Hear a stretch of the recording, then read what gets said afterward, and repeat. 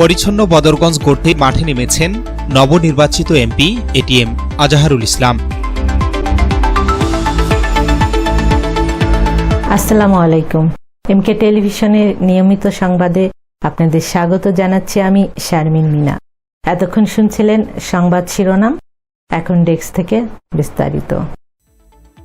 রংপুর ২ আসনে নবনির্বাচিত সংসদ সদস্য এটিএম আজাহারুল ইসলামের উদ্যোগে পরিচ্ছন্নতা অভিযান শুরু হয়েছে।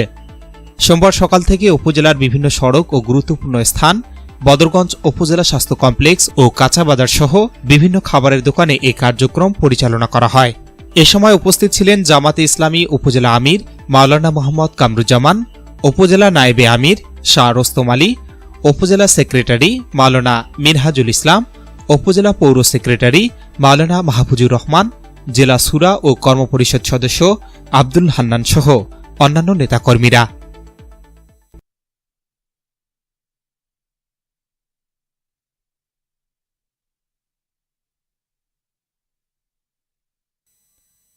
S Rahman, news desk, MK television.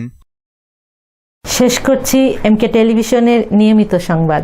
এতক্ষণ সাথে থাকার জন্য সবাইকে ধন্যবাদ।